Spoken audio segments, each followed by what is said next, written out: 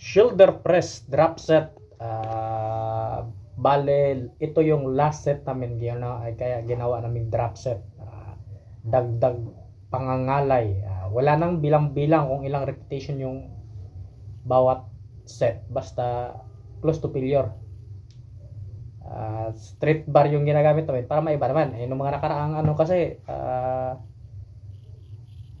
dumbbell yung gamit namin dumbbells pala, di kay dumbbells. Tapos yung angle nitong ginamit namin, hindi siya talaga hindi siya 90 degrees. Inano namin ng kaunti.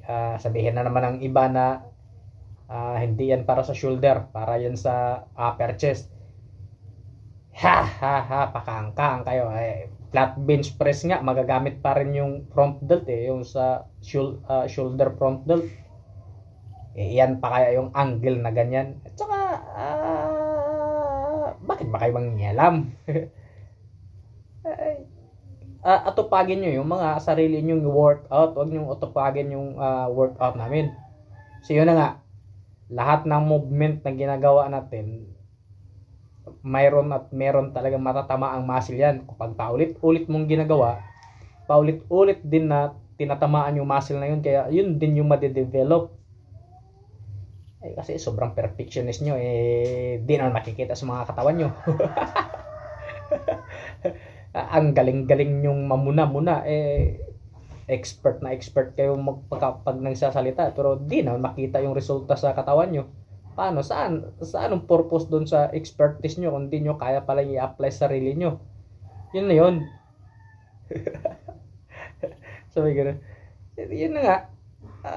Ang galing-galing nyo mangialam sa ginagawa ng ibang tao, tapos yung sarili nyo hindi po nyo nga na-improve kung gusto nyo pakitaan nyo muna kami na napakapulido yung mga katawan nyo, napaka perfect, tapos saka nyo kami punahin sa mga ginagawa namin, kasi yun talaga yung pwede na kami talaga maniwala doon.